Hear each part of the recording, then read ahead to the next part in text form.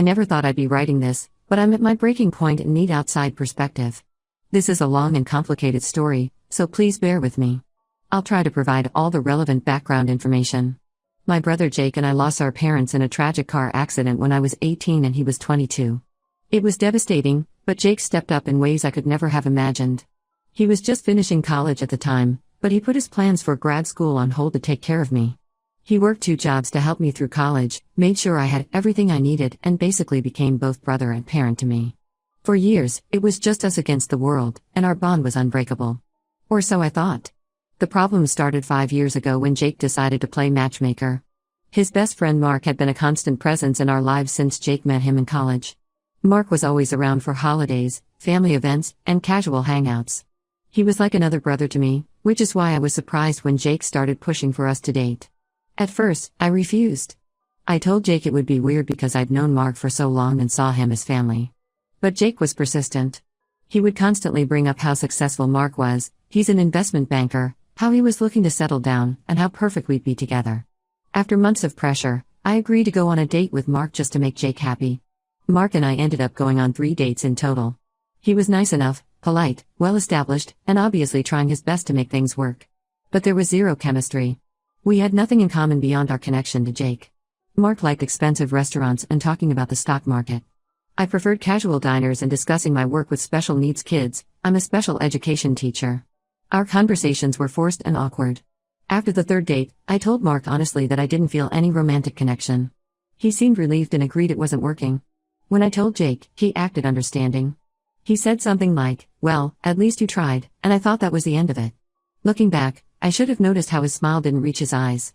A few months later, I met Alex at a fundraising event for my school. He's a software engineer who was volunteering to teach coding to underprivileged kids. We clicked instantly. He was funny, kind, and passionate about making a difference. We started dating, and for the first time in my life, I knew what real connection felt like. That's when Jake's behavior started changing. At first, it was subtle. He would make backhanded comments about Alex's job. "Oh, another tech bro?" His appearance, "Mark always dresses so much better," or his background, "Are you sure his family is, you know, good enough?" I tried to brush it off as brotherly protectiveness.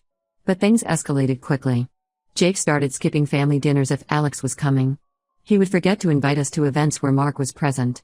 He began telling our extended family that Alex was using me for money, which is laughable because teachers don't exactly make bank, and Alex makes 3 times my salary. When Alex proposed 2 years ago, Jake lost it completely. He told everyone who would listen that I was making the biggest mistake of my life. He contacted Alex's ex-girlfriends trying to dig up dirt on him. He even went to my principal with false accusations about Alex being inappropriate with students during his volunteer work. Thankfully, no one believed him because Alex had an impeccable record and multiple character witnesses. The wedding was a disaster. Jake refused to attend and convinced half the family to boycott it too. Our elderly grandmother, who raised money all year to fly in for the wedding, called the night before to say she couldn't come because Jake told her Alex had a violent criminal record. He doesn't. What makes this all so bizarre is that Mark got married last year to a lovely woman named Sarah. They seem incredibly happy together, and Mark has never shown any sign of being heartbroken over me. In fact, he and Sarah invited Alex and me to their wedding, though we couldn't attend because Jake threatened to make a scene if we came. Everything came to a head at last month's family reunion. Jake had been drinking and started loudly telling everyone how I had led Mark on and broke his heart. He claimed I had dated Mark seriously for months and then dumped him cruelly for Alex. When Alex calmly tried to correct him, pointing out that Mark was happily married now, Jake snapped. He lunged at Alex and tried to punch him. It took 3 uncles to pull them apart. I tried talking to Jake privately after everyone calmed down. I wanted to understand why he was doing this. His response chilled me to the bone. He said I had betrayed him by not choosing Mark. That he had always planned for his best friend to become his brother-in-law, and I ruined everything by being selfish. When I pointed out that Mark was happy with Sarah, Jake said that was settling because I broke him. I'm at a loss.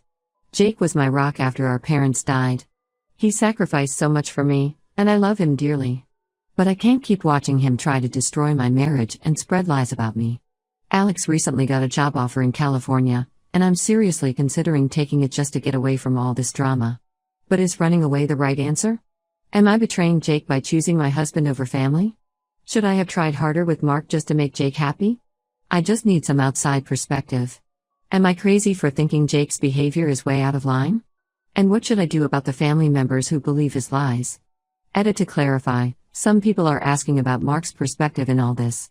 I haven't spoken to him directly about Jake's claims because I don't want to create more drama. As far as I know, he's happy with Sarah and hasn't encouraged any of Jake's behavior. Update: when I wish I could say things got better after my last post, but the reality is so much worse than I imagined. After reading everyone's comments suggesting I talk to Mark directly, I decided to reach out to him. I got his number from a mutual friend and sent him a simple text asking if we could meet to clear the air. Mark responded almost immediately, suggesting we meet at a coffee shop near his office. I was nervous about meeting him alone, so Alex came with me but waited in the car. What happened next still feels surreal. When Mark saw me, his first words were, "Are you safe? Did you finally get away from him?" I was completely confused. Mark looked genuinely concerned, and it took me a few minutes to understand he was talking about Alex, not Jake. For the next 2 hours, Mark showed me hundreds of text messages, emails, and even handwritten letters from Jake spanning the last 5 years. The story Jake had been telling Mark was so twisted, I barely recognized my own life in it. According to Jake's messages, Alex had been blackmailing me with inappropriate photos from a work party. Jake told Mark that I would cry on his shoulder every week about wanting to be with Mark instead, but couldn't leave Alex because he threatened to release the photos and ruin my teaching career. There were detailed messages about fake conversations that never happened, where I supposedly confessed my undying love for Mark. Jake had even created fake email exchanges between us, somehow using an email address similar to mine. In these emails, I told Mark I wanted to run away with him but needed time to figure out how to leave Alex safely. Mark had been responding with supportive messages, telling me to stay strong and that he would wait. The most shocking part? Jake had told Mark that our 3 casual dates had actually been a serious 6-month relationship. He claimed Alex had pursued me aggressively at work, threatened to get me fired if I didn't date him, and eventually blackmailed me into marriage. Mark believed I was basically being held hostage in my own marriage. Mark was devastated when he learned the truth. He apologized probably 50 times during our conversation. He showed me more messages where Jake had begged him not to marry Sarah, claiming I was suicidal over Mark's engagement. The weekend of Mark's wedding, Jake told him I had attempted suicide. I was actually at a teacher conference in Denver. When I showed Mark pictures of how happy Alex and I are, and explained that our relationship started naturally with no coercion, he looked physically ill. He kept saying he should have known something was off about Jake's stories, but Jake had been his best friend for so long that he never questioned it. I left the coffee shop and drove straight to Jake's house with Alex. Jake seemed surprised to see us but invited us in like nothing was wrong. I showed him the screenshots Mark had sent me of their conversations. I expected him to deny everything or try to explain, but what happened instead was even worse. Jake broke down completely. Through tears, he revealed that he had been manipulating my life for money. Apparently, our parents had a condition I never knew about. If I got married before turning 30, my share of their estate would go to Jake. He had been pushing me toward Mark because Mark had agreed to wait until after my 30th birthday to propose. I couldn't believe what I was hearing. My own brother, who I thought had sacrificed everything to raise me, had been orchestrating my entire life for financial gain. All those years of him working 2 jobs weren't just to support me, they were to maintain control over my inheritance. Alex was furious. He wanted to call the police right there, but I was too shocked to think clearly. Jake kept crying and saying he did it for us, that he needed the money to start his own business, that he would have shared it with me eventually. But all I could think about were the years of lies and manipulation. He didn't just try to control my love life, he actively tried to convince people that my husband was abusive and that I was mentally unstable. I left Jake's house without saying another word. Mark has promised to show the messages to our family members who believe Jake's lies. He's also offered to testify if we decide to take legal action about the inheritance situation. We've decided to accept Alex's job offer in California. The company is even expediting the relocation process for us given the circumstances. I never thought I'd say this, but I need to get as far away from Jake as possible. Some family members are telling me I'm overreacting, that Jake raised me and deserves forgiveness. But how do you forgive someone who tried to sell your happiness for money? Who tried to convince your entire family that you were being abused just to control you? Who manipulated and lied to everyone for years? I feel like I'm grieving the brother I thought I had. The person who took care of me after our parents died doesn't exist. He was just playing the long game, waiting to cash in on my life choices. Alex has been amazing through all of this. He's already looking at houses in California and helping me find teaching positions there. We're planning to move next month.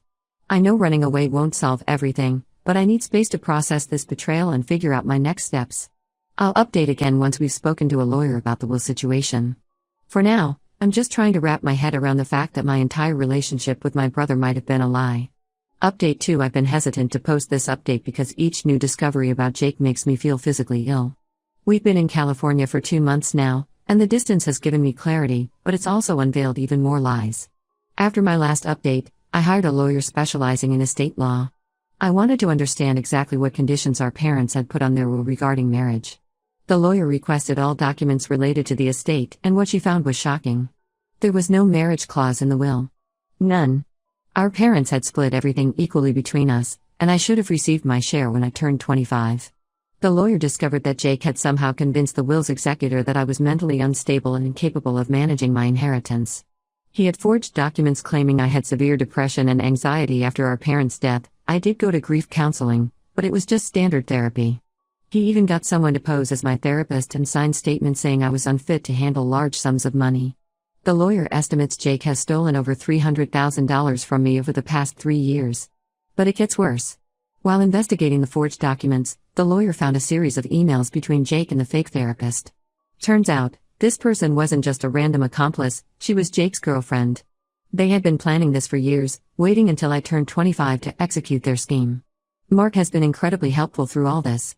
He provided all the fake emails Jake sent pretending to be me, which helped establish a pattern of fraud. He also revealed that Jake had borrowed large sums of money from him over the years, claiming it was to help pay for my non-existent mental health treatment. We're pressing criminal charges. The evidence is overwhelming: forged documents, fake medical records, embezzled funds, and years of systematic fraud. The prosecutor says it's one of the most calculated cases of familial fraud she's seen. The family has split into 2 camps. My Aunt Rachel, Uncle Pete, and several cousins have been incredibly supportive after seeing the evidence. They've written statements about how Jake manipulated them regarding my marriage to Alex and helped document his pattern of lies. But others, including my grandmother, are still defending Jake. They say he must have had a good reason, that he sacrificed his youth to raise me, that pressing charges against my own brother is unforgivable. My grandmother even called to say she was removing me from her will because I'm destroying the family. I told her Jake had already taught me not to count on inheritances. The hardest part was discovering what Jake did with my money. Bank records show he spent it on luxury cars, expensive vacations, and gambling. All those years I lived frugally as a teacher, thinking we were struggling financially. He was living a secret life of luxury. He even bought his girlfriend, the fake therapist, a beach house while telling me he couldn't afford to help with my student loans. Mark confessed that Jake had once drunkenly bragged about how easy it was to control me. He said I was so grateful for his help after our parents died that I never questioned anything he did. Mark felt guilty for not saying anything sooner, but Jake had manipulated him too, convincing him that any interference would trigger a mental breakdown. Some good has come from this mess. Alex's company is amazing, and I love teaching at my new school. We've made friends with other couples in our neighborhood who have become like family. I'm finally learning what healthy relationships look like. The court date is set for next month. Jake's girlfriend turned on him after the police got involved, and she's agreed to testify in exchange for a lighter sentence. She provided recordings of Jake planning the whole scheme, including his backup plan to blame everything on her if they got caught. It's strange, but I feel more anger toward Jake now than when I thought he was just trying to control my marriage. The marriage scheme was about keeping me close and maintaining his role as my protector. But this was pure greed. He saw me as nothing but a path to easy money. Some relatives are still pressuring me to drop the charges, saying Jake will change if I give him another chance.